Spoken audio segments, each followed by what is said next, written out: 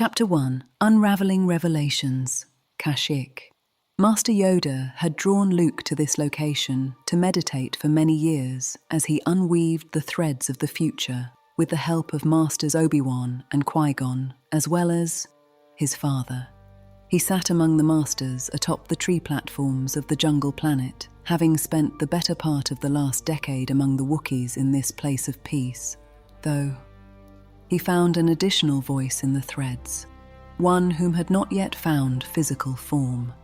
The other Masters pondered as to why this was, though there was no guess as to who it was. This voice was far more recognizable than most. Master Windu also helped to unweave the threads of the Force within Luke's meditations. When the sun of Kashyyyk was at its highest and its light beamed upon his face, Luke felt the Master's presence most prevalently. For this reason, he found his routine centered around his meditations as he waited patiently for the correct path to present itself. When the sun would rise, so would he. When the Wookiees would get to cooking, he would be ready to pay for his share and give thanks for their hospitality. Without hesitation, day after day, he would hydrate early with water and milk, though it was not blue. Following his milk, he would quickly be on his way to unweave the threads as he listened to the wisdom of the Masters who presented themselves to him, for the path would not walk itself. Every day he would wake to walk it, or at least perceive the road signs that would show them to him. Yet this was his path at this point in time, the path to many paths, the first thread of the weave. He believed he had seen several paths available to him, one of which was the Master's wish for him to be like the Masters before him with a new Jedi Order. Yet, not quite Jedi, to learn from their successes and failures while finding their own trajectory to balance their emotions with the knowledge of the Jedi before them. It seemed that Rey was real, very real, and prevalent in the threads they unwove together. The Force was far stronger in this female than any other, perhaps even Leia's own offspring, Jaina and Jacen. Not knowing where this individual was or where she came from brought him concern. Perhaps she was created by a vergence of the Force, a parthenogenetic birth only possible through a conflux of this magnitude. He still did not understand this, Kylo Ren, nor the lack of Jaina in his visions. The voice of Master Windu additionally kept pulling the threads of his meditations towards that of the stormtrooper defector, Finn, now a part of the Resistance and holding some amount of untapped Force potential. Though his mind believed it ignorant to believe as such, Luke couldn't help but think there was something that Master Windu wasn't fully disclosing about this individual. After seeing certain actions within the threads that Finn may take, and hearing Master Kenobi's descriptions of Windu, he couldn't help but think that perhaps this Finn may be a grandson or great-grandson of one of the most powerful Jedi to ever live, a rebirth of the essence of the Justicar. However, one could only see so far within the threads. Upon seeing this, Finn riding atop an animal of sorts along the side of a Star Destroyer, he knew this thread no longer represented reality, only a very, very odd possibility. Luke shook his head as a migraine began setting in. He had meditated for long today, and his body now needed physical sustenance once again. As usual, he had lost track of the time within his semi-hibernative communion with the Masters who had found him in the Force. Choose a path you must. Time to walk it is.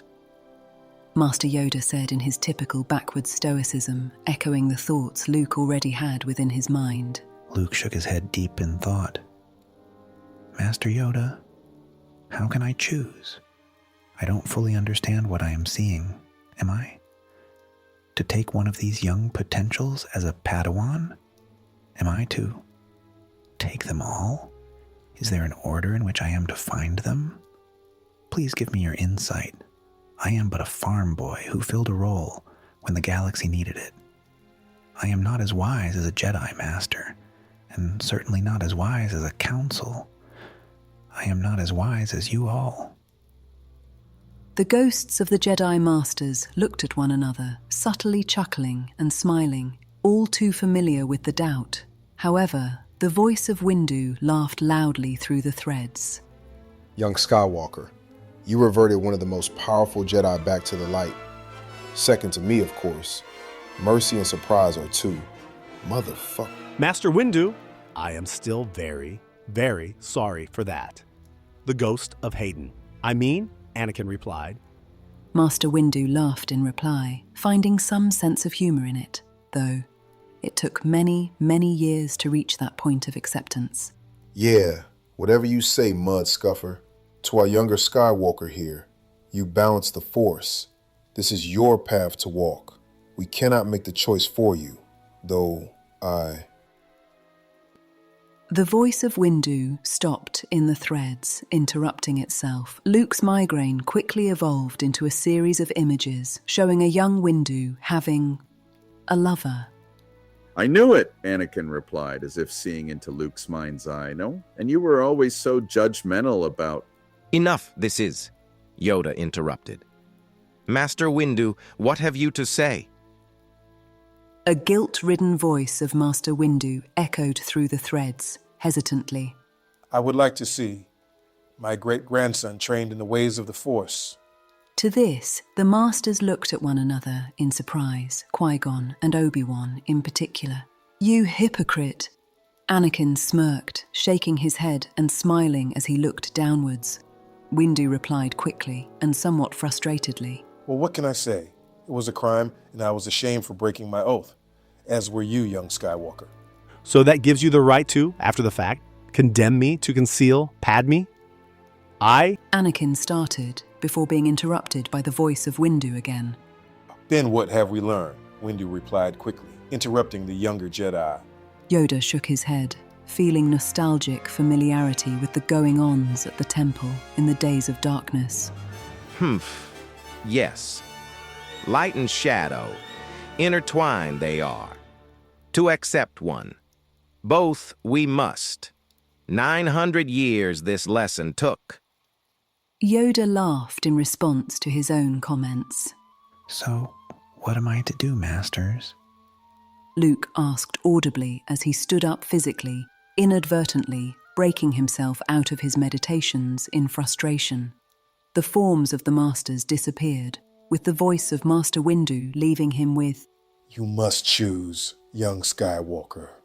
Luke's train of thought was shortly interrupted by the audible hunger pains in his stomach.